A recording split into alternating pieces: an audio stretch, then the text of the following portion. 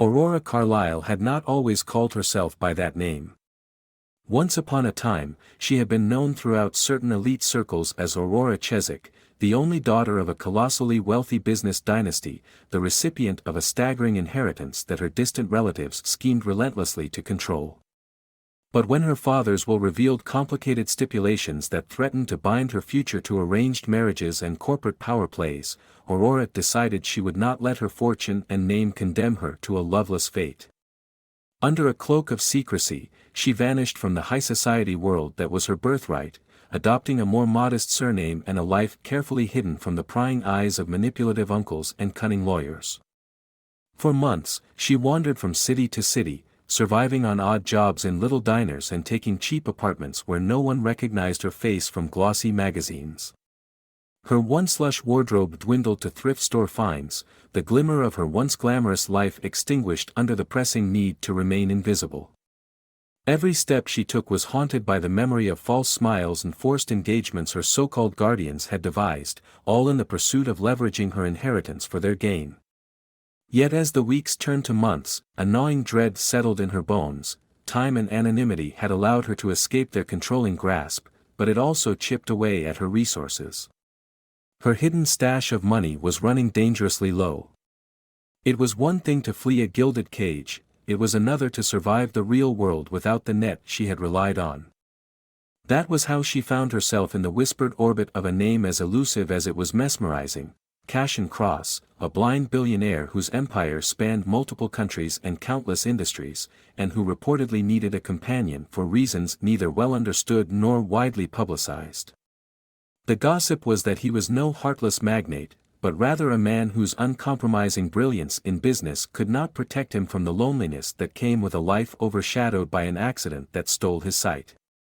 Still, rumor insisted that he could be exacting, and that the companion arrangement he was rumored to offer was far from a mere caretaker role. He offered financial salvation to a woman willing to share his private domain, and, some whispered, her most intimate self. Aurora had scoffed at the rumor when she first heard it from a hushed conversation in a back-alley bar.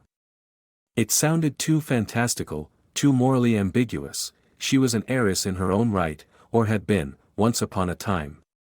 Yet the more she weighed her dwindling funds and the looming risk of being discovered, the more the rumor took root in her mind. A single arrangement, if real, might offer her the resources to forge a completely independent future, escape from the schemers in her family once and for all. So, recklessly, she took a train to the city rumored to house Cashin Cross's private estate and made inquiries through a discreet middleman. To her astonishment, a carefully worded invitation arrived, requesting her presence at the sprawling mansion perched on a forested hill outside the city, an invitation that bore no official letterhead yet was sealed with a wax crest she had never seen. The morning she left her dingy hotel for the mansion, an uncanny quiet accompanied her taxi ride through winding, tree-lined roads. Her heart thrummed at a dangerous pace as she recalled the stories. Cashin was rumored to be cold, his manner clipped and distant. People said his mind was sharper than any blade, compensating for the sight he had lost. They also said he had no patience for disloyalty, that behind his facade lay deep wounds from betrayal. All these shadows of rumor coalesced in Aurora's thoughts, forming a sense of both dread and defiant hope. She told herself that if she could fool him with her assumed identity, secure a financial arrangement, she could at last build the life she deserved. She would remain no puppet in anyone's hands. Upon arrival, she found the mansion's gates yawning open, guards acknowledging her only with curt nods once she gave the name on her invitation. The taxi wound through well-kept lawns and gardens to a front entrance. The mansion rose like an ancient stronghold, timeless and foreboding, each step up to its door as heavy as the breath in her lungs.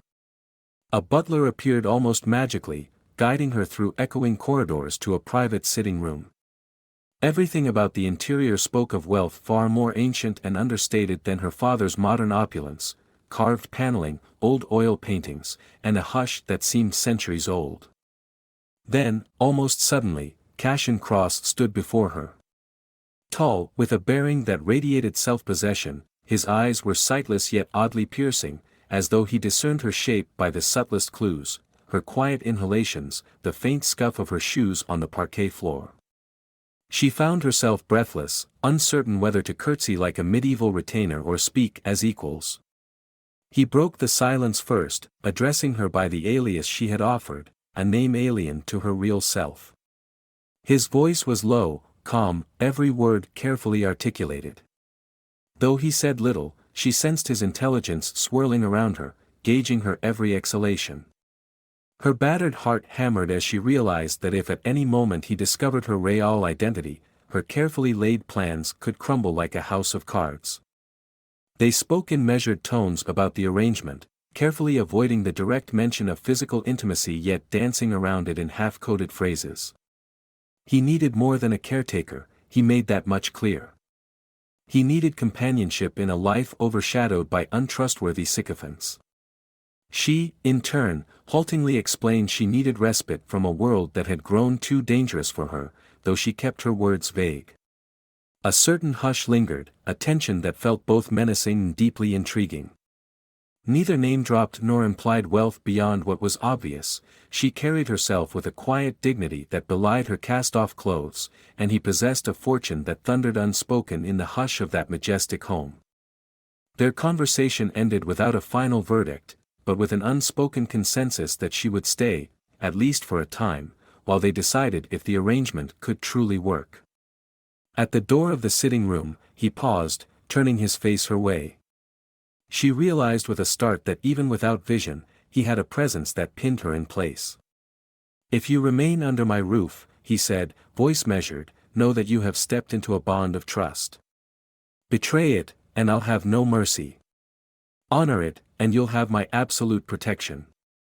The soft rasp of his cane on the marbled floor echoed the tension in Aurora's chest. She nodded, swallowing the fear that threatened to climb her throat. She forced a polite, almost meek, smile he could not see but might sense in the shift of her breath. This was the beginning of a chapter that would test her resolve, her cunning, and perhaps, the boundaries of her heart. She prayed she could maintain her mask, at least long enough to secure the freedom from her inheritance's shackles.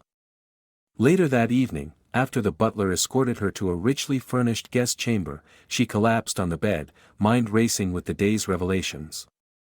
The ring of the mansion's hush wrapped around her, reminding her of the vow she had tacitly made, to become, for a time, the companion of a blind billionaire rumored to be icy and unyielding.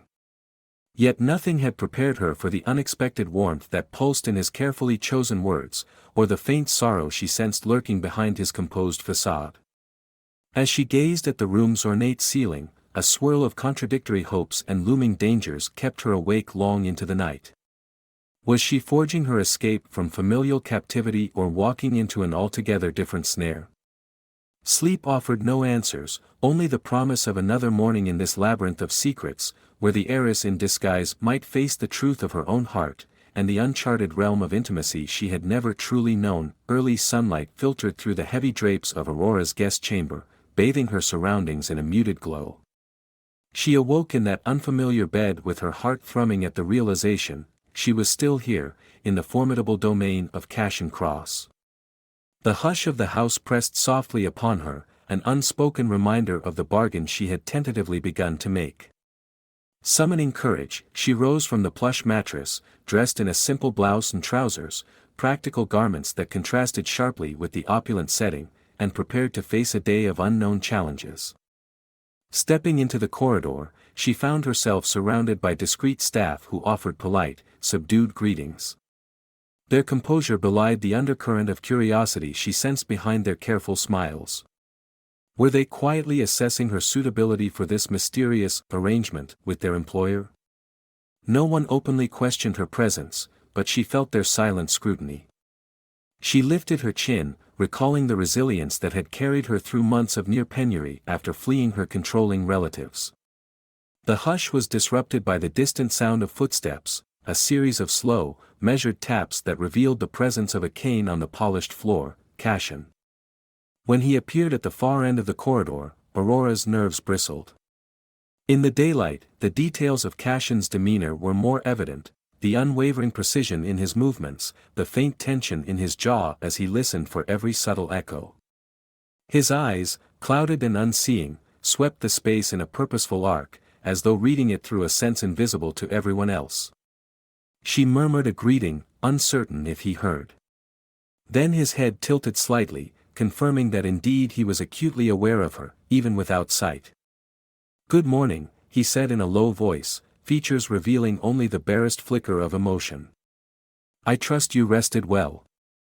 My staff said you arrived safely to your chambers last night." She nodded before recalling he couldn't see the gesture. Hastening to respond, she added, "Yes, thank you. The room is quite comfortable." The exchange felt formal yet intimate, an odd blend of courtesy and precarious closeness. She wondered if he sensed her heartbeat fluttering like a trapped bird. Cassian inclined his head and gestured for her to walk with him. "There are certain parameters," he began, his tone controlled, as though each word was weighed for effect, to this arrangement. "If you do choose to remain in my house, we should clarify expectations. I have no interest in mechanical transactions or lifeless courtesy. Yet I also understand that trust is not instantaneous. Would you join me for breakfast so we can discuss it more calmly?" She agreed, following him down the hallway. Her steps fell in sync with the tapping of his cane, the hush of the manor swallowing every hint of an echo.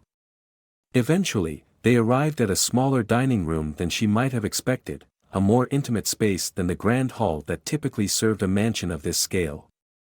Soft morning light streamed through tall windows, illuminating the table laid with modest yet tasteful china. The staff's efficiency was evident in a spread of fresh fruit, warm bread, and delicate pastries, alongside a pot of fragrant tea. Cassian's cane clicked lightly against the floor, and he found his seat at the head of the table with practiced ease. Aurora lowered herself onto the chair opposite him, uncertain where to rest her gaze. Did she watch him carefully, or pretend a casual ease she did not feel? They began with mild remarks on the day's weather and the manor's history, the conversation veering around the tension that pulsed between them. Finally, as they sipped the last of their tea, Cassian leaned forward slightly, his blind eyes directed vaguely toward her, revealing the unflinching confidence of a man used to commanding his environment even in darkness. "I want you to understand," he said quietly, "that I'm no tyrant seeking a docile presence. I lost my sight some years ago, but not my mind. I prefer honesty, and a measure of closeness that isn't stifled by fear or deception." At that, she felt a flash of guilt. She had not told him her real name or her true lineage, had she not? Yet his words suggested he valued exactly the kind of truth she was withholding. Her throat constricted, but she remained silent as he continued. He explained how he had grown tired of fleeting encounters with people who either pitted his blindness or sought only to profit from his wealth. Hence, he'd created this private arrangement, a place in his life for someone who would share his space and, eventually, his bed. At the mention of physical intimacy, Aurora's cheeks warmed. She'd known it was a possibility from the rumors, but hearing it confirmed made it real. His voice dropped, gentle yet firm, when he clarified that while he expected sincerity, he would not demand what she was unwilling to give. "If at any point," he said, "you feel coerced or trapped, I give you my word, you may leave with no penalty. I will honor that, no matter the inconvenience to me." The compassion in that statement took her aback. Could a man rumored to be cold and ruthless in his business dealings be so considerate here? She managed to voice a tremulous reply, "Thank you. I'm not accustomed to such directness, but I prefer it to false pretenses. I left my old life because of manipulative family members who tried to arrange my future for their own gain. I want to be sure I'm not simply exchanging one cage for another." A faint, rueful smile touched his lips. "I can't promise it won't feel like a cage sometimes," he admitted. "This house can be stifling, and I've built walls around myself beyond these physical walls. But you wouldn't be forced to stay if the arrangement proves stifling. You would remain because you choose to or not at all." The quiet conviction in his tone was more persuasive than any lavish bribe. They spoke at length, finishing their tea while details emerged about everyday life in the manor, she would have her own wing and freedom to roam every corridor. She could arrange her schedule with his staff, occupy her time with reading, or wander the extensive gardens if she chose. He did not balk at her suggestion that she assist with philanthropic tasks or basic administrative duties, so she didn't feel like a mere ornament. The talk was frank and occasionally awkward, for though they danced around the notion of true intimacy, the possibility thrummed between them like a subdued current. Finally, the conversation wound down, leaving an electric hush behind. Cashin exhaled as if relieved to have laid out terms in the open. Aurora, nerves tingling, bit her lip and ventured to clarify, "So we see if we can live under the same roof, share this time, and if we both find comfort, then the arrangement includes a form of deeper closeness." Her voice quivered on the last word, but she didn't dare glance away. Cashin's nod was almost imperceptible. "Yes," he replied. "We don't force it, but we do not deny what might develop." Breakfast concluded in a swirl of subdued tension, an unspoken vow to attempt a synergy no contract could fully define. Before parting, Cashin asked if she'd like to explore the Manor's library with him later, to which she agreed with a shy nod. She felt relief and curiosity meld in her chest. The man who stood across from her was no typical billionaire hewn of ruthless deals alone, there was a quiet, pained sincerity that called to her own hidden scars. Alone in her guest suite after the meeting, Aurora sank onto a chaise near the window, eyes drifting to the manicured lawn below. She felt an uneasy excitement brewing within her. She was forging a path none of her relatives would ever have envisioned. For once, she was shaping her life on her own terms, albeit in a precarious, morally ambiguous way. It was a pact with a man whose secrets rivaled her own, a man who perceived the world in darkness yet seemed far more attuned to her presence than the sighted men she had known. Would her secret remain safe under his roof, or would the veneer of her assumed identity fracture under the intimacy they might share? And if it did fracture, would Cashin turn icy and cast her aside, or would he accept who she truly was? Such questions had no immediate answers. In the hush of her suite, she decided that for now, she would let the arrangement unfold one day at a time. Perhaps she'd find the courage to reveal more of her truth to him as trust grew. Perhaps this bizarre union, part caretaker role, part companion, part rumored seduction, could bloom into something powerful and redemptive. Drawing in a steadying breath, she resolved not to be held hostage by her fears. She'd fled her old world to claim freedom. Now she would risk discovering if that freedom could be found in the quiet halls of Cashin Cross's mansion and, if fate allowed, in the quiet corners of his heart. The vast library at Cross Manor was a wonder Aurora never could have imagined, even with her background of lavish ballrooms and marble corridors. Every inch of the high-ceilinged chamber seemed to speak of Cashin's meticulous nature. Towering mahogany bookshelves stood flush with meticulously categorized volumes, the hush of the space broken only by the faint whir of a climate control system that preserved the pages within. Soft daylight filtered through stained glass windows, casting a kaleidoscope of colored light on the floor's polished surface. Here, the world felt suspended in gentle quiet, a cocoon of knowledge, memory, and the subtle presence of the man whose name lay etched onto every corner of this estate. That morning, he had invited her to explore the library with him, to help him sort through newly arrived texts and possibly read passages aloud. A portion of her was excited by the prospect. She suspected that beneath Cashin's calm facade of aloof confidence, the library was a place where he found solace in the presence of words he could no longer see. She arrived first, stepping into the hush, allowing her eyes to roam over spines of ancient tomes interspersed with modern bestsellers, an eclectic mix that hinted at a collector driven by curiosity rather than mere show. The hush, though comforting, carried an undercurrent of anticipation. She was about to share a realm intimately tied to Cashin's intellectual life.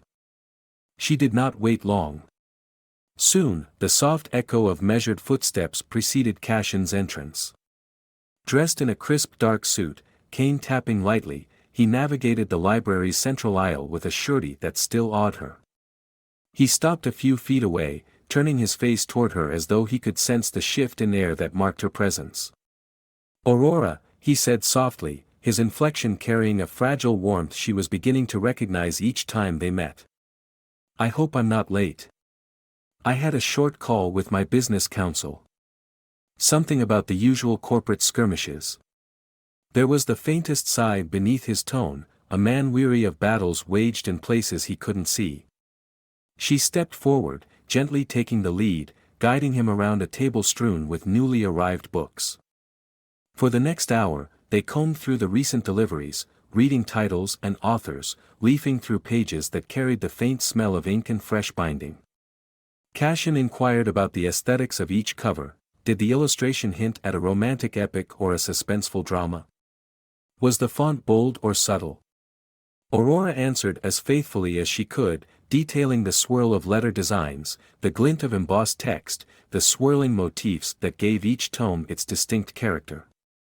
In some ways, she felt she was giving him back a piece of the sight that had been stolen from him, bridging the gap with her descriptions.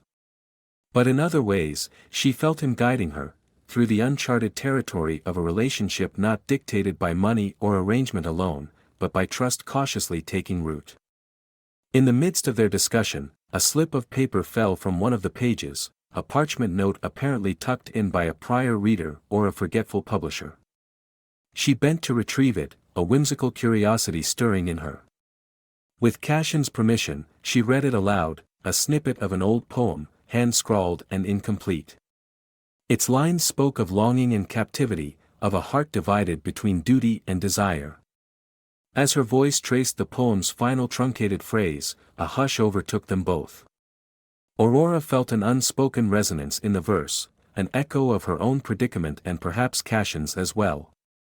She realized with a pang that this fleeting note, a stranger's discarded reflection, had crystallized the unspoken tension weaving through their days. They were each caged by their own secrets and burdens, both searching for the possibility of a freer love. When the poem ended, Cashin's lips curved into a faint, wry smile. Fitting, in its own random way, he remarked, cane tapping softly as he shifted his stance. I wonder how many stories are hidden among these shelves, notes, confessions, poems. People leave pieces of themselves in books. Ironic, how a random slip of paper might mirror our own lives more than we'd like to admit. He turned his face, those unseeing eyes directed at her. Though his gaze remained sightless, Aurora felt its intensity. Tell me, Aurora, do you ever write? Poetry, perhaps, or journals? I sense an artistic spirit in you that you don't fully reveal. Her throat went tight.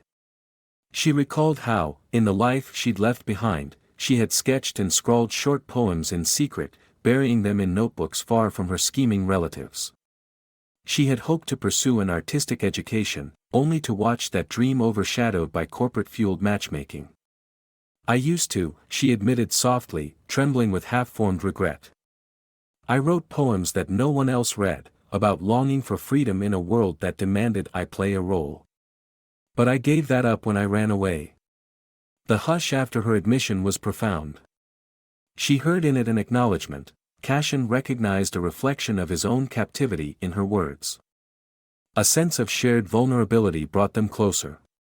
He, too, spoke of his old pursuits, reading thick volumes in a single day, studying visual art in detail before darkness fell upon him. I told myself it didn't matter, he said, voice roughened by memory. That a man in my position had no time for idle creativity or romances. But losing my sight taught me the cruelty of taking such gifts for granted. Aurora lowered her gaze, uncertain how to comfort him. Yet just being there, letting him reveal that private sorrow, felt like the best kindness she could offer. They resumed sifting through the new arrivals, each volume a conversation starter. Now and then, Cashin asked her to read random passages from an anthology or a short story. She complied, voice gentle, infusing the text with life for his benefit. Through the stories, they exchanged their own glimpses of belief. She discovered he was partial to old myths about redemption, while he uncovered her fascination with characters who defied fate. Time ebbed away in that labyrinth of books, forging a precarious closeness that neither seemed prepared to define but both recognized as quietly precious.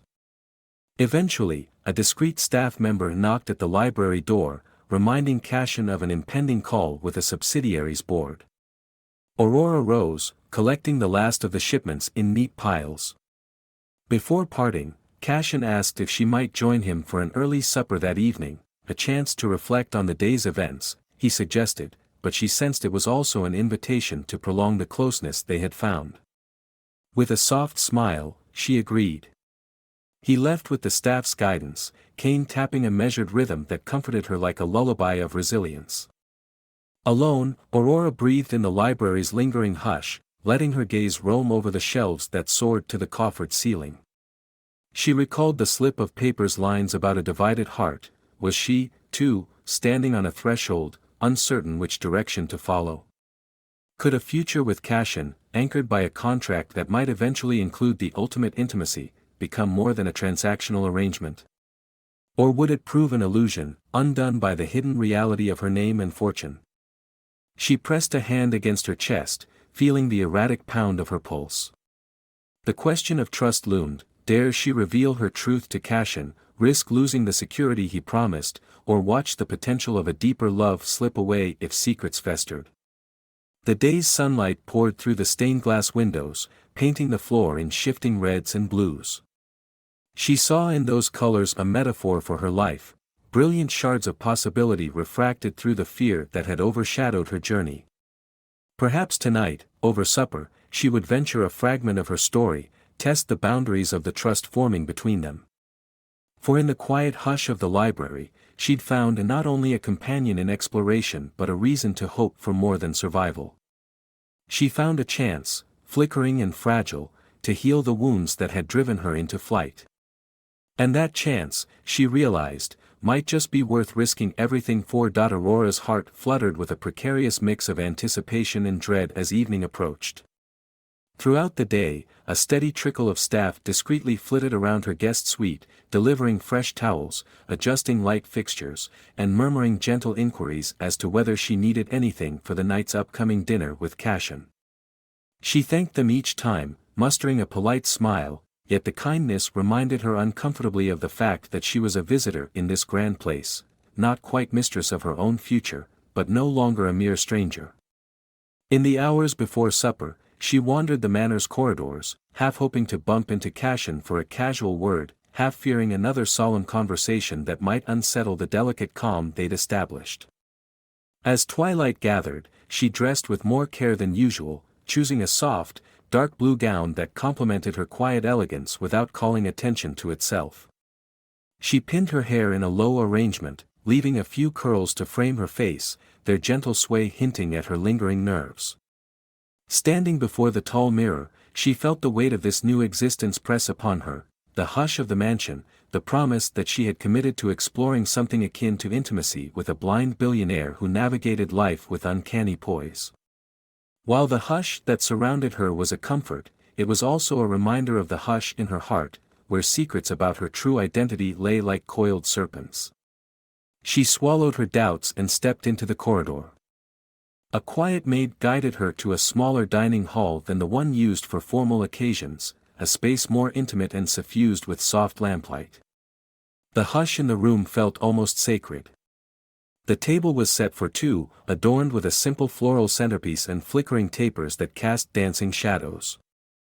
Aurora arrived first, smoothing her gown and mentally rehearsing topics to discuss.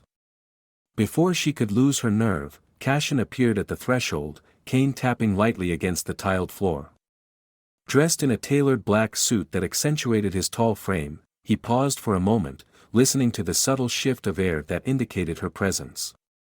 A slight smile curved his lips, a sight that sent a faint warmth through her chest. He greeted her with the quiet courtesy she had come to appreciate, and they took their seats, staff withdrawing unobtrusively to the corners of the room. Cashin inclined his head in her direction as though waiting for her to speak first, but she gestured for him to begin. The hush between them was intense, two souls grappling with the uncharted territory that their contract had not fully defined. Finally, he voiced a question that startled her with its directness. "You've been here some time now."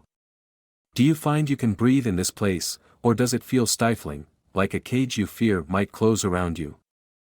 The candor of his question left her briefly speechless. She considered her words carefully before responding. There's a comfort in the quiet and the routine, she admitted softly, eyes flicking to his face though he could not see her gentle expression. But I won't pretend I don't sometimes worry about my freedom. This was never something I imagined doing, living in near seclusion with a man I barely knew, forging a bond that surpasses normal boundaries. She hesitated, heart thrumming. Yet every day, I feel less like a prisoner and more like an ally, or a companion, or perhaps something deeper. Even I'm not sure yet. Cashin nodded with a subtle sigh. That's fair, he said. I want you to know that if you ever feel cornered, you need only tell me. I refuse to keep someone by my side who is here against their will. Whatever arrangement we might have does not justify ignoring your agency. He paused, a faint tension in his jaw. I've lived behind metaphorical walls since losing my sight. This house is a fortress of sorts, yes, but it can be lonely. I suppose I hope to share it with someone who wouldn't fear me or resent my condition. When you arrived, you carried this calm acceptance, as though my blindness wasn't an inconvenience but something you were willing to navigate with me. She felt her pulse leap at his rare disclosure, realizing he was offering her a piece of his vulnerability. The hush that enveloped them magnified the significance of every word. I don't pity you, she said, meaning each syllable. I never have. If anything, I admire your resilience. She caught herself, uncertain how much tenderness to reveal, then resolved to speak frankly. It's an inspiration, to see you forging ahead despite what happened. You run an empire with more competence than half the cited CEOs I've known. She gave a self-conscious laugh. Which is more than I can say for me, always running from a legacy I never asked for. A small frown traced Cashin's features at her last sentence, but he said nothing, letting the waiters discreetly serve the first course. While they ate delicate portions of seared fish and seasonal vegetables, they wove in and out of lighter conversation. She shared a few anecdotes about her father's philanthropic efforts, carefully omitting details that might reveal her identity, though Cashin's questions made her suspect he could sense the holes in her stories. He reciprocated with glimpses of his business expansions, the cunning alliances and strategic retreats that formed the backbone of Cross Industries. His tone remained politely stoic, but she could tell he was letting her peer behind the curtain. Each admission felt like a small token of trust, reciprocating what she offered. Their plates were cleared, replaced by a subtle dessert and warm drinks. By then, the conversation circled back to the question that had brought them together, the nature of the arrangement they shared, how far it might progress, and what form genuine intimacy could take for them. Cashin reached out, letting his fingertips glide across the smooth surface of the table until he grazed her hand. She allowed his touch, a quiet surrender to the tension thrumming between them. The hush that enveloped them deepened, as though the entire house stilled to witness the bridging of two lonely souls. Slowly, he traced the line of her knuckles, each motion a question unspoken. Aurora breathed unevenly, recalling rumors that the blind man's other senses were uncanny. Could he feel her racing pulse, sense her swirl of confessions unuttered? She braced herself for the mention of the more physical demands he might have. Yet the man who had shaped her first impression as cold and distant simply paused, a breath away from her trembling form. I'm aware we have a contract of sorts, he admitted, voice thick, yet I find myself reluctant to hold you to anything. If you're not ready for such intimacy, I will wait, or I will relinquish the idea entirely. What matters more to me now is your genuine willingness, not the letter of our bargain. Her heart twisted, a surge of gratitude and guilt mingling. She wanted to fling herself into trust, but the specter of her hidden name hovered. Still, she found a glimmer of relief in his admission. Slowly, she let her fingers entwine with his. I can't promise I'm ready, she whispered, cheeks aflame. This is so new. But I can promise that every day, I feel us drawing closer. You've shown me more respect and care than anyone in my old world ever did. That means more than you can imagine." A subdued joy passed between them at the words, "my old world," though Cashin could not fully know the weight behind her phrase. In time, she might confess that the wealth she fled overshadowed even the opulence of his mansion, a truth that might shift the power balance or reveal her to be less helpless than she seemed. But not tonight. Tonight, she welcomed the hush that allowed them to continue forging a bond unclouded by deeper betrayal. They spoke in low tones until the hall clock chimed the late hour. With the staff discreetly waiting to escort them to their respective suites, they rose from the table. At the threshold of the dining room, Cashin paused as if wrestling with a desire to say more. Instead, he lifted her hand, pressing a brief kiss to her knuckles in an old-fashioned gesture that made her heart stutter. She found herself smiling, though the shadows in the corridor dimmed the outward sign of it. Then, with a subtle, silent nudge from his cane, he withdrew down the hallway toward his own private refuge, leaving her with a swirl of hope and unanswered questions. Later, in the quiet comfort of her bed, she turned the memory of that gentleness over in her mind, how Cashin's lips felt against her hand, the subdued thrill that coursed through her. She wondered how long she could keep her name and inheritance a secret, how long she could pretend that her background was a mere afterthought rather than the impetus that forced her to seek a haven in his arms. But the hush that folded around her was no longer suffocating.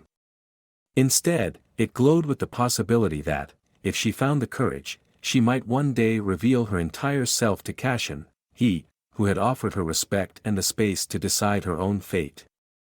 Under the silent watch of the night, she drifted into sleep, uncertain of the shape of tomorrow but grateful for the fragile promise that each day with Cashin carved out in the hush of their blossoming union. A soft rain fell over the estate the following morning, veiling the gardens in a pale mist and rendering the outside world a hushed backdrop to the turmoil inside Aurora's mind. She awakened to a subdued light filtering through her curtains, the faint patter on the window echoing her own restless heartbeat. Last night's near confession to Cashin had left her heart yearning for more honesty, yet she remained paralyzed by fear. Would revealing her true identity as an heiress, and her flight from a family intent on forcing her into a profitable marriage, shatter the growing bond between them? Or would Cashin accept her hidden past, seeing it as yet another parallel between their lives, a shared struggle against forces that sought to control them? After dressing in a comfortable sweater and jeans, Aurora ventured into the corridor, lured by the scent of freshly brewed coffee drifting from the direction of the manor's smaller breakfast nook. She found Cashin there, leaning lightly on his cane, the corners of his mouth curving at the sound of her approach. Though blinded, he seemed to register every shift in the air that indicated her presence. A discreet staff member excused themselves, leaving behind a simple meal of oatmeal, fruit, and bread. The hush of the room enveloped them as they took seats at a round table near a tall window, beyond which the rain spattered gently on glass. Their conversation began tentatively, each remark weighed against the memory of last night's dinner and the unspoken confessions that hovered between them. Cashin asked if she had slept well, and she offered a faint smile, a nod, and a subdued yes. Her mind churned with the question of whether to peel back another layer of her guarded history. But the moment Cashin exhaled a slow breath and turned his face toward her, she sensed that he, too, grappled with his own uncertainties. At last, he filled the silence. "There is an event in 2 days, a philanthropic auction in the city," he said, voice low but carrying a firm undertone. "I normally steer clear of public gatherings, especially those teeming with cameras and curious socialites. But this time, there's a cause I care about, funding advanced technology for the visually impaired. I'd like to attend, and if you're willing, I'd be honored if you joined me." The hush that followed shimmered with meaning. An event of such scale would invite speculation if he arrived with a woman at his side. It would be a public statement that might confirm the rumor of his unusual arrangement. Aurora inhaled, waging an internal battle between dread and a sudden spark of desire to stand proudly with him. She pictured the glitz of society eyes watching them, the possibility that one of her family's associates could be present, recognizing her despite her assumed name. Yet, The notion of supporting Cashin in a cause that resonated with him kindled a warmth in her chest. She found herself wanting to show him, and the world, that she wasn't ashamed of her life here. I'd like that, she finally said, trembling at the enormity of the choice. It might be daunting, but if it helps raise money for something vital, maybe it's worth facing the public gaze. Her response was quiet yet resolute, and Cashin's blind eyes lit with gratitude. They spent the remainder of breakfast discussing the practicalities, how the staff would handle security, the manner in which Cashin might navigate the event without an invasive caretaker overshadowing him. Aurora offered to serve as his guide and to read any inscriptions or silent auction forms that might appear. Beyond logistics, she sensed an unspoken vow forging itself between them. This invitation wasn't mere function, but a step toward a more open bond. For a man used to shielding his vulnerabilities, bringing her to a public function carried its own brand of trust. And for a woman who had run from the prying eyes of elitist galas, returning to such a scene, even under a pseudonym, required summoning a courage she had once lost. Over the next 2 days, the manor buzzed with subdued preparation. Cashin's tailor discreetly arrived to finalize a suit that would complement Aurora's attire. The staff whispered about which car would be used, how best to avoid paparazzi. Aurora, uncertain of what to wear to such an event, rummaged through her minimal wardrobe in vain. She dreaded calling attention with something too flashy, yet wearing a simple, underwhelming outfit might label her as an oddity in that glittering crowd. In the end, Cashin's personal shopper surprised her with a refined, ivory gown, tasteful, with a modest silhouette but enough gentle luster to signify she wasn't just another face in the background. She felt conflicted accepting such a gift, but Cashin's quietly insistent smile when she thanked him said he found joy in ensuring she felt confident at his side. On the morning of the event, Aurora stood in the manor's grand foyer, poised to leave. Rain threatened once more, clouds gathering in a churning sky, as though nature itself mirrored her anxious heart. Cashin descended the stairs with languid grace, cane in hand, a meticulously tailored suit accentuating the calm command he exuded. He paused at the last step, turning his face her way. She inhaled, stepping forward to greet him. The hush between them was weighted with everything unspoken, yet also layered with the closeness they had kindled in the library and over hushed dinners. He extended an arm slightly, and she placed her hand lightly on his elbow, the silent acknowledgement that they would face this night together. The drive to the city was a subdued affair, both of them bracing for the swirl of cameras and potential gossip. Aurora recalled the last time she had been at an event so formal, back in the days of her father's gatherings, where she was paraded like a treasured figurine. She had loathed every forced smile, each cunning handshake that concealed avaricious motives. Tonight, however, she clung to the hope that with Cashin, she might stand on her own terms, and that her identity, though concealed by a new name, would not overshadow the cause they were supporting. They arrived at an opulent venue, a grand old building with tall pillars and a red carpet.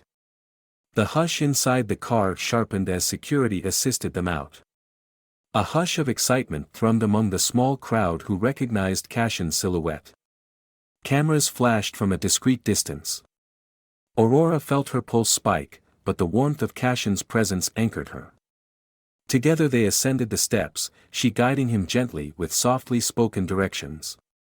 She marveled at his composure under the onslaught of murmuring bystanders. He moved unhurried, unflinching, reliant on her quiet instructions but radiating a stoic elegance that turned every head. Once inside the glittering reception area, they were greeted with polite courtesy by the event organizers, all of whom recognized Cashin's philanthropic renown. Aurora saw the flicker of curiosity in their eyes as they noted the unfamiliar woman at his side. She introduced herself with the name she had chosen, a slight tremor in her voice belied by the calmness she forced in her posture. Cashin's grip on her arm remained a steady tether, a nonverbal signal that they faced every curious glance as a united front. She led him through the exhibition hall, describing the various philanthropic items up for silent auction, lavish vacation packages, fine art, experiences with celebrities. Every so often, a well-dressed guest approached to greet Cashin, praising or subtly probing his companion. Aurora responded with reserved warmth, trusting Cassion's subtle nod to gauge how much or how little to reveal about their arrangement. She glimpsed from the corner of her eye a few society figures she half remembered from her old life. In a flicker of panic, she worried that an old acquaintance might recognize her face beneath the carefully styled hair and understated makeup. But none confronted her directly, at least not yet. She pressed on, adjusting Cassion's step around a table or guiding his hand to a new exhibit, all while ignoring the knots in her stomach. As the evening progressed, Cassion was invited onto a small stage to say a few words about the charitable initiative they supported. His introduction was met with enthusiastic applause, though Aurora noticed how some in the crowd gossiped behind raised champagne flutes. Yet the hush that fell when Cassion spoke was one of genuine respect. His voice, measured and low, carried a weight of sincerity. He spoke of losing his sight and how technology could become a bridge, enabling those with visual impairments to continue engaging with the world. It was a short speech, free of self-pity or grandstanding, and Aurora felt a pulse of pride warming her chest.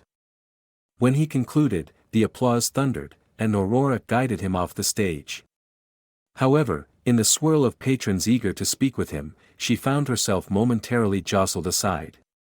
Then, in a flash, a voice from her past hissed her old name.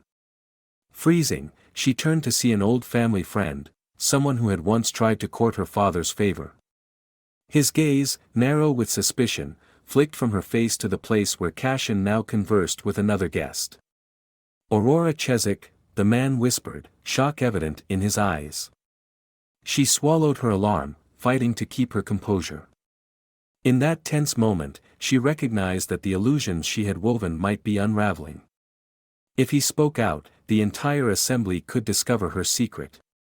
Cassion's trust in her might be shaken by the revelation that she was an heiress, not the desperate, nameless woman he believed her to be. 1,000 possibilities rushed through her mind, each more calamitous than the last. Heart pounding, she stammered a denial, then hastily excused herself by blending into the crowd. She rejoined Cassion, who sensed her sudden tension, a subtle frown etching his features.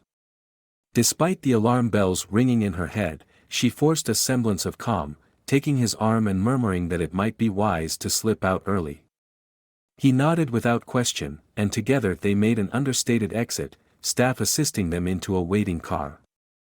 As the city lights whirred past the tinted windows, Aurora's mind spun with the urgent realization that her carefully guarded truth teetered on a precarious edge. She had told Cassion so many half-lies to maintain the fiction of her identity, yet one chance encounter threatened to expose everything. Yet when he gently laid a hand over hers in the quiet of the back seat, her fear receded just enough for her to feel his unwavering presence. He asked no immediate questions about her sudden urge to leave, only commented that she seemed uneasy.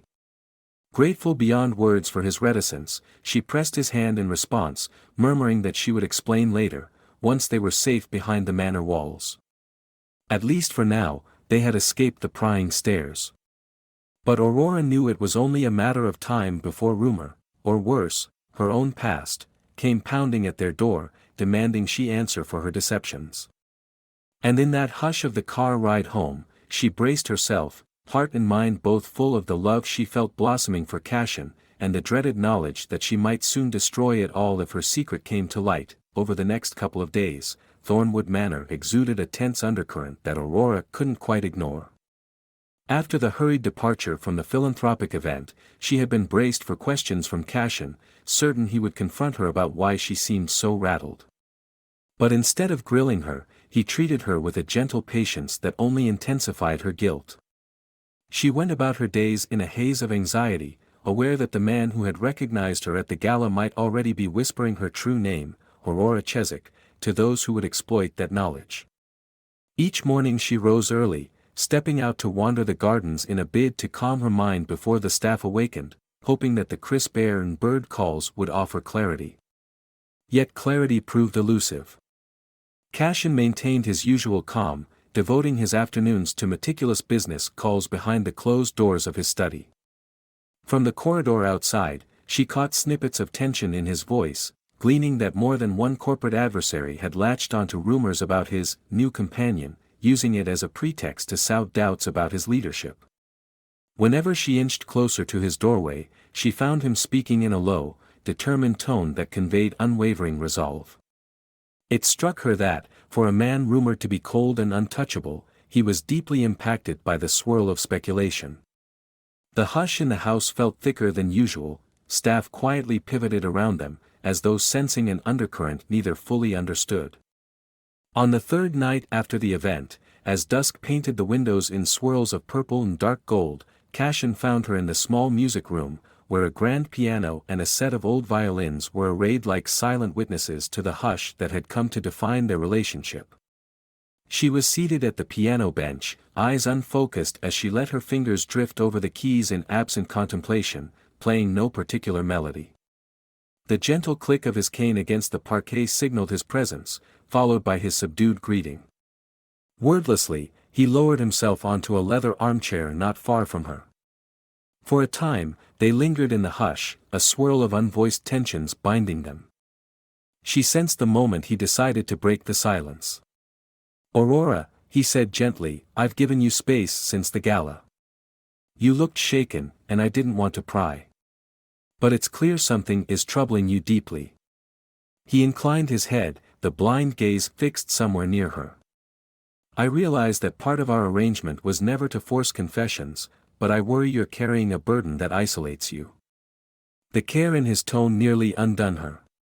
She forced her gaze down at the silent piano keys, mind teeming with the knowledge that he deserved the truth. Yet she still feared that if she unveiled her real identity, it might upend the precarious bond they'd formed. Someone recognized me at the event," she finally admitted, her voice trembling. "He called me by a name I haven't used for some time, a name that belongs to a life I tried to abandon. I panicked. I'm sorry that it derailed the evening." Cashin folded his hands in his lap. "I suspected as much. Your whole demeanor changed. Did this person threaten you?" He spoke with a quiet protectiveness that made her heart twist. She shook her head, then recalled he couldn't see the motion. "He didn't threaten me outright," she murmured. "But I suspect he might contact certain members of my family who want me back under their control. If that happens, if they realize where I am, they might attempt legal pressure, or a media storm, or anything else that suits their desire to exploit me." He sat up straighter, tension gripping his features. "You are safe here," he said, calm but intense. "No matter what your past name is, or who hunts for you, I won't allow them to forcibly remove you. This estate, my resources, they can serve as your shield if you choose to remain under this roof." He paused, clearly weighing her reaction. "But if you want to leave, if staying here under such threats feels more perilous than liberating, I won't keep you locked in." She took a shaky breath, recalling how she'd once dreaded trading one gilded cage for another, yet ironically discovered that Cashin's domain allowed more freedom of heart than she'd ever known. Her voice emerged small but resolute. "I don't want to go. Part of me has never felt more at home than here, with you, but part of me fears that if my identity is exposed, you'll view me as a liar, or that my family's meddling will destroy the quiet life we've built." He stood, cane in hand, and approached until he was close enough for her to sense the gentle hush of his breath. When he reached out, tracing her arm until he found her hand, the warmth of his skin seemed to quell her trembling. "I won't pretend your real name doesn't matter," he said softly. "But I believe it matters far less than who you are now, the woman I've come to care for. If revealing the truth means we can stand together with no more illusions, I would prefer that, even if it stirs a maelstrom. I have survived many storms before." Her tears brimmed, equal parts relief and terror. The hush grew dense, the music room's antique instruments like ghosts waiting for a resolution. At last, haltingly, she revealed the name Aurora Chesak, the inheritance she had fled, and the controlling relatives who had tried to betroth her to a series of wealthy suitors. Her voice shook with the memory of humiliations and manipulations she'd endured. She confessed the quiet guilt of lying to him, of hiding behind a fabricated surname. Cashin listened intently, nodding occasionally, brow furrowing at the mention of her guardian's cunning attempts to bind her future to their advantage. When she finished, the hush reverberated for a stretched moment. She could not meet his gaze, though she realized he wouldn't see her tears. Instead, she sensed him close the distance between them, cane tapping lightly at the bench's foot. He guided his hand toward her cheek, the gentle pressure of his fingertips grounding her in a tender gesture she'd come to treasure. "Thank you for trusting me," he said, voice low with quiet sincerity. "I'm not angry you withheld this at first. Fear can cage us as much as any locked door. The question is, do you still want to remain, even if that man at the gala or your relatives bring trouble to our doorstep?" She had no illusions. The hush she shared with Cashin was no guarantee they could fend off the watchers and schemers from her family or from his corporate rivals. Yet the longing in his words, the earnest vulnerability behind his question, emboldened her. She slid her arms around him in a gentle embrace, face half buried in the fine fabric of his suit. "I do," she whispered, voice trembling with the weight of that choice. "I want to stand with you, if you'll have me, and face whatever comes together." In that instant, the hush became a new vow between them. He held her with a grace that belied his reputed coldness. Neither declared love in explicit terms, they didn't need to. Their bond, forged in a swirl of secrets, had found a deeper root. The tension that once underpinned their closeness, her hidden name, his uncertain trust, melted into mutual acceptance. Yet neither was naive enough to believe that unveiling the truth to him alone was the end of the conflict. The outside world, her unscrupulous relatives, the corporate cynics who doubted Cashin's capacity, still lurked. But at least now, Aurora no longer lived behind the false identity that had barred her from fully giving him her heart. When they parted, the hush in the music room felt more soothing than stifling, as though the old instruments recognized a changed note in the air. Cashin gave her a small, stoic smile as he brushed a tear from her cheek. Then, in a voice that hinted at an unspoken promise, he said, "Thank you, Aurora. Your name suits you, light breaking the darkness." The day beyond the tall windows remained cloaked in gentle rain, but inside the manor, Aurora felt a fragile dawn quicken. She had taken the greatest risk, tearing down her old mask. Whether her newly claimed authenticity would be enough to face the storms gathering around them, she could not say. But in Cashin's unwavering presence, she found hope enough to stand her ground. And that hope, in the hush of the mansion's echoing halls, felt like the first real step toward a freedom she had once believed impossible. The hush that had long permeated Thornwood Manor now felt like a single, quivering note of tension. After Aurora revealed her true identity to Cashin, she found herself walking the corridors with both relief and apprehension interwoven in her chest. The household staff, vigilant in their discreet manner, sensed the shift, though they couldn't name it. There was a different tone to the daily interactions. Aurora, no longer forcing herself to maintain a false name, carried a more serene air, but the looming possibility of her family's intrusion cast a long shadow. Cashin, too, underwent a subtle transformation. In the days following Aurora's confession, he seemed more attuned to her every breath, more openly protective. If once he had been formal in his courtesy, now a gentle warmth colored his gestures.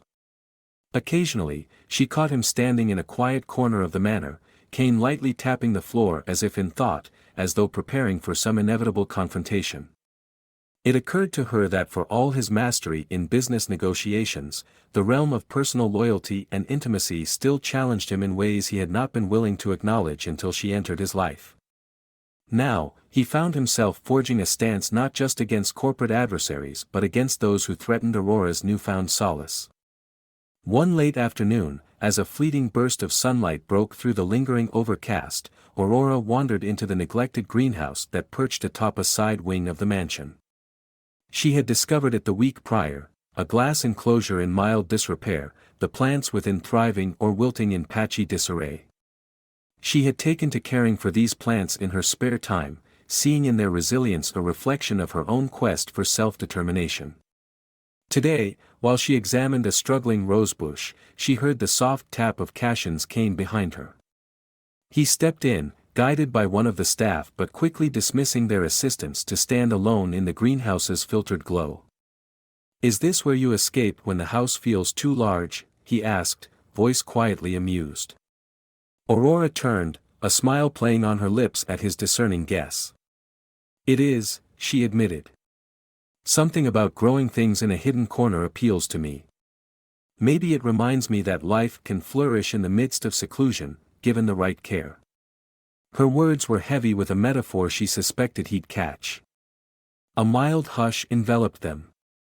Then, in a move that now felt astonishingly natural, she crossed to him and guided his hand to a row of small herbs she'd planted in reclaimed pots.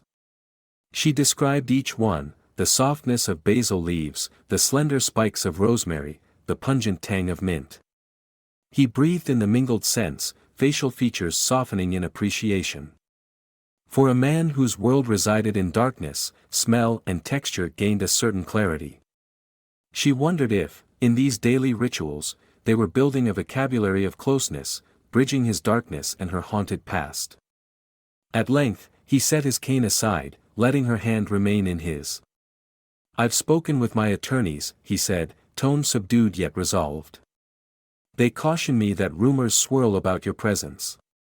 It seems someone has been dropping hints, vague references to you being a runaway heiress. We suspect your family might be stirring the pot, or at least one of their associates. Is there any name that leaps out at you as the likely culprit?" The question made her breath catch in her throat. The memory of that man at the gala, someone from her father's circle, resurfaced with prickling force. A wave of humiliation threatened to crest over her at how easily the world of the wealthy sought to manipulate or destroy. "It could be any one of them," she murmured. "My father's business partners, or my aunt, or that old friend of the family who recognized me. They all have ways to contact the press and shape narratives to their advantage. But yes, I think I know precisely who might be pushing the rumor, one of the men who tried to arrange my father's business deals through me. He has an ego that thrives on controlling stories, especially ones that can tarnish or intimidate." Cashin's jaw clenched faintly. She could see the anger coiling in his posture, the protective streak that surfaced whenever she mentioned the manipulations of her old world. Slowly, he exhaled. "My attorneys can intercept some of it, but we both know that once the tabloids latch onto a scandal, they rarely let go. I wanted to ask your opinion. Should we preempt the rumor, call a press conference to share the truth on our own terms? Or does that risk giving them more ammunition?" Her heart pounded at the notion. The idea of standing before cameras, revealing that she was an heiress who had fled her family, might feel like a confession to the entire world. Yet perhaps a controlled narrative would rob her adversaries of the power to paint her relationship with Cashin as something sinister. She gnawed her lip, recalling the hush of the philanthropic event and how the slightest slip had threatened her anonymity. Would a bigger, deliberate reveal do more harm or good? In the hush of the greenhouse, she dared to meet his sightless gaze, the weight of her decision pressing in. "I'm tired of living like a fugitive," she admitted softly. "If it means they can't blackmail us with half-truths, maybe it's better to reveal what we must. But it also puts you in the crosshairs of every gossip column. I don't want that for you." He lifted her chin lightly with two fingertips, the contact as reassuring as any vow. "I've lived with the tabloids prying at my door for a while," he said gently. "I fear them far less than losing what we're building. If standing together in public is how we ensure they can't twist your story against you, I'd do it without hesitation." His voice held a huskiness that hinted at emotion he usually concealed. A flush of gratitude warmed her, mingled with a stirring of courage. Yes, it terrified her, the idea of letting the press amplify every detail of her escape and perhaps even scorn her for forging a partnership with a blind billionaire. But in Cashin's unwavering composure, she found the anchor she needed. So she nodded, forcing a small, hopeful smile. "Then let's do it on our own terms. If a press conference or public statement is what we need, I'm prepared. I won't let them shape my life anymore." She felt his relief emanate in the hush that followed. Perhaps he had feared she would bolt at the mention of stepping into the public eye.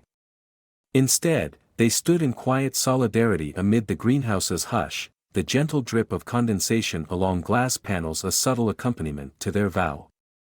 For a few breaths, no words were needed. They had charted their course, united in truth, defying the hush that once shielded them. That evening, the staff discreetly informed them that arrangements had been made with Cashin's publicist for a controlled media briefing in the coming days. Aurora's nerves tightened, but Cashin's calm presence reminded her that they were forging a path anchored in self-determination rather than fear. Over dinner, they spoke in low voices about how best to present her story, unvarnished enough to disarm cynics, but guarded so as not to tear open every wound. Aurora felt a weight lift from her shoulders as they planned their approach. This was no forced confession, it was a step toward genuine freedom, and Cashin respected her boundaries on details too painful to share. He asked her, just before the staff cleared the dinner plates, if she regretted stepping into his life under the cloak of secrecy. She laced her fingers through his, heart thrumming at the memory of their earliest hush, a hush that had given her the space to realize that beyond a contract lay a real chance for affection. "If I could do it over," she said, "I might have told you my truths sooner. But no, I don't regret coming here. You've shown me that trust can bloom even when we start with walls around us." His lips quirked into a faint, near smile. "Then we'll see this through together."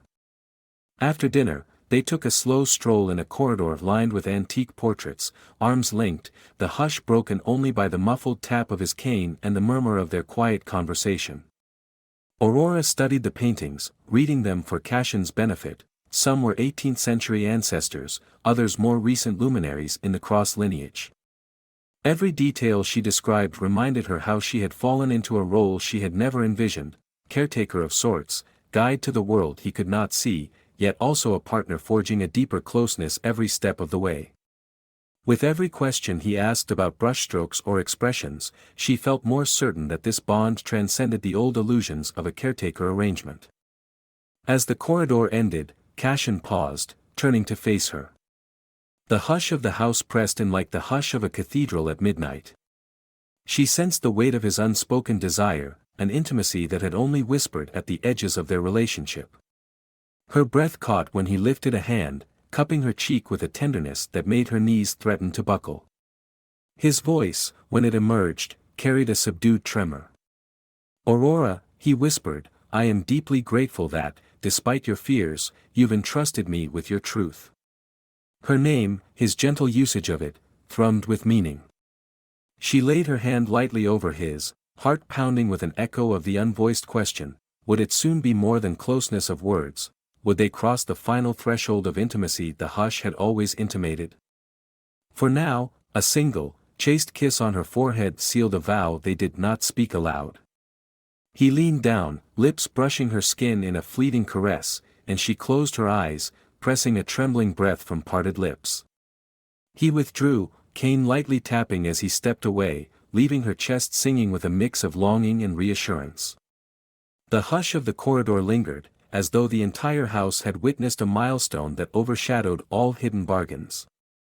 That night, as Aurora retired to her suite, she gazed out the window at the moonlit grounds. A swirl of fear, hope, and conviction tangled within her. Tomorrow or the next day, they would face the media in some carefully orchestrated manner, unveiling their improbable union to a world eager for scandal. But that looming confrontation no longer paralyzed her. With Cashin's unwavering support, she had found the courage to face the hush of the outside world and claim a voice in her own destiny.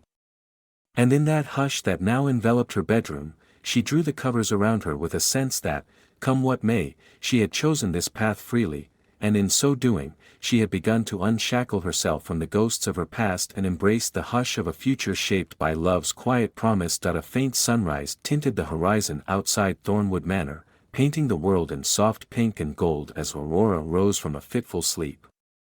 Today was the day she and Cashin had decided to face the press, neither could completely quell their nerves. Even the staff, usually so poised and discreet, seemed to move through the corridors with hushed footsteps and fleeting glances. The hush that had long sheltered their tenuous relationship now felt charged with the realization that by day's end, the entire world would see them standing side by side. As the morning advanced, a subtle flurry of activity took over the manor. A small team of Cashin's most trusted associates arrived, finalizing last-minute details for the press conference. Security staff meticulously combed the grounds to ensure no unwelcome intruders would infiltrate. In a grand salon that seldom saw outside visitors, rows of chairs were arranged, cameras tested, microphones positioned. Aurora, anxious to do something rather than stew in her own swirling emotions, volunteered to help set up. Her heart hammered as she draped a modestly elegant banner, a joint statement from Cashin Cross and Aurora Carlyle, the official text that would greet the gathered press. She paused over the last word, the name, Carlyle, no longer hidden. Each letter seemed to vibrate with the knowledge that her family might be watching, too, her father's associates, her controlling relatives. Yet she had chosen, in defiance of the hush that once cloaked her, to stand openly with Cashin at last. By mid-morning, the hush broke with the hum of arriving press. As vehicles and camera crews were admitted through the manor's gates, Aurora watched from a side window, breathing in slow, deliberate intervals to steady herself. She wore a simple but striking ensemble of a fitted black dress and understated jewelry, a reflection of her decision to appear neither flamboyant nor meek. Cashin, she discovered, had chosen a precisely tailored navy suit, and his demeanor, though outwardly calm, betrayed the faint tension in the set of his jaw. When they met at the edge of the salon's entrance, she slipped her hand gently through his bent arm, offering him the quiet reassurance of her touch. He nodded, lips curving in a near smile. "Thank you," he murmured, voice low. "It means more than I can say that you're here, ready to face this storm with me." Staff ushered them inside, closing the double doors behind them.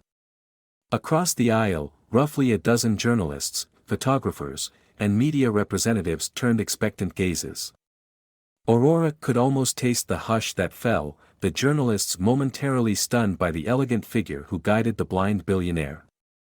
But even more intense was the pounding of her own heart, each beat echoing the memory of nights spent in secret, forging a bond few would understand. Cashin took a seat behind a slim table flanked by microphones. Aurora, trembling discreetly, lowered herself into the chair beside him. As though reading her tension, Cashin covered her hand with his, a gesture both protective and unspoken proof of their unity. A hush resonated, charged with questions. Then, in a calm yet commanding voice, Cashin began. "Thank you for coming. I've avoided public engagements for a while, preferring privacy. But speculation has run rampant these past weeks, so Ms. Aurora Carlyle and I wish to clarify the situation openly." He paused, guiding the microphone a fraction closer. "Yes, Aurora is more than a guest in my home. We share a personal arrangement that began unexpectedly and has grown into a companionship we both value. We reveal it now because we refuse to let rumor shape our truth." There was a slight catch in his voice, quickly masked by his careful composure. Then, turning the microphone toward her, he encouraged Aurora to speak. She inhaled, glancing at the sea of watchful eyes, reporters who might have recognized her from past social features, yet never with such closeness or confidence. "I am Aurora Carlyle," she stated, voice trembling only slightly. "I won't lie, I once lived in a world of wealth and controlling family interests. I left it, seeking a life of my own choice. Cashin offered me a refuge, and a possibility of genuine companionship at a time when I needed it most." She paused, summoning the resolve that had carried her here. "We understand your curiosity, but I ask that you respect our decision to stand together, unburdened by half-truths. We own our story." A flurry of murmurs rippled through the press rows, cameras clicking, pens scratching. One reporter, a middle-aged woman with a crisp suit, rose and asked if Aurora was indeed the rumored heiress who had fled her father's estate. Aurora met the question with a short nod, confirming she'd parted ways due to personal disagreements and stifling manipulations, but she offered no further details. Another reporter asked Cashin about the rumors that he had purchased a companion due to his blindness. A hush tensed the air. He lifted his chin, sightless eyes directed toward the journalist's voice. "I do not, nor have I ever, purchased affection," he said, each syllable crystalline in its clarity. "Blindness does not rob me of my capacity to know real care, nor does wealth grant me the right to treat a person as property. Aurora is with me because we each chose a path free from exploitation." Reporters scribbled furiously, some snapping questions about the nature of their arrangement. Aurora, glancing sidelong at Cashin, swallowed her anxiety and answered truthfully that they had begun with a contract, yes, a practical impetus that soon became irrelevant as they discovered an emotional connection neither had foreseen. This admission stirred the press to greater fervor. Tabloids would certainly spin it as scandalous. Yet she refused to regret their candor. If they had secrets, better to reveal them now, in a form they controlled, than watch them twisted by unscrupulous rumors. After half an hour of carefully navigated queries, some intrusive, others borderline respectful, Cashin's publicist stepped in, guiding the session toward a close. The hush that descended was no longer silent speculation but a subdued awe. The cameras whirred a final time, capturing the image of Cashin and Aurora's linked hands, the subtle interplay of protectiveness and mutual regard. She felt relief flood her, though her heart remained fluttering from the adrenaline that had kept her poised. Upon leaving the salon, staff guided them to a quieter antechamber where refreshments and a moment of privacy awaited. Aurora leaned against a tall window, exhaling a trembling sigh, her pulse still racing. Cashin set his cane aside and approached her with measured steps. She recognized the quiet question etched in the tilt of his head, "Are you all right?" She responded by lifting her hand to his chest, letting him feel her calmer breathing. "I'm relieved," she admitted, voice hushed. "It was terrifying, but at least no illusions remain. I never wanted our relationship to be overshadowed by secrecy forever." He placed a hand lightly on hers, nodding. "We'll face whatever fallout arises together," he assured her. "And if your family tries to intervene, or if unscrupulous individuals attempt to exploit your name, I promise they'll find I don't shy from a fight." His voice carried an undercurrent of fierce loyalty that made her throat tighten with unshed emotion. She gave a small laugh, watery at the edges. "I believe you," she whispered. That night, the hush in Thornwood Manor felt both delicate and triumphant. Many of the staff had seen the press conference, gleaning the gist of their confessions. There was no condemnation in their eyes, merely a gentle acceptance, as though they recognized two hearts that had chosen each other against formidable odds. Over a quiet dinner, Cashin and Aurora let the tension unravel. They dined in an intimate alcove, the flicker of candles gilding their faces. Occasionally, she glimpsed her phone lighting up with frantic messages from old acquaintances, some alarmed, others curious or even supportive. But she set the device aside, focusing on the presence of the man who had risked his privacy and his business reputation to claim something real with her. At the meal's end, they drifted hand in hand to the manor's rear gardens, dimly illuminated by discreet path lights. Beneath the canopy of stars, a hush deeper than any they'd shared enveloped them. She guided him softly along the pebble paths, describing the moon's silver glow on the garden pond, the silhouette of arching willows at the perimeter. Each hushed word underscored the closeness that had blossomed from a transaction she once believed grimly practical. Now, it was a bond of souls unmasked, forging a future built on mutual acceptance. And in that hush, near a small bench by the water's edge, Cashin turned to her. She felt the pulse of the night in his gentle voice as he uttered her name, Aurora, like a prayer of gratitude. She stepped nearer, lifting her face to his. This time, when he bent forward, the kiss they shared was no mere brush against her cheek. It was a confession of emotion that transcended the hush and everything they'd left unsaid. It carried the weight of their confessions, their liberation from hidden names, and the possibility that in each other's arms, they had found the love that all the hush in the world could never silence. By the time they returned to the manor, the hush that greeted them was no longer fraught with tension but resonant with warmth. She would remain at Thornwood by choice, not by contract. In the days and weeks to come, they would undoubtedly face new battles, her family's anger, the tabloids' hunger, corporate rivals eager to twist any perceived weakness. But in the hush of that star-blanketed night, they both believed that the hush they clung to would see them through, a hush that was no longer an empty silence, but a vow of unwavering solidarity, abiding tenderness, and the transformative power of love.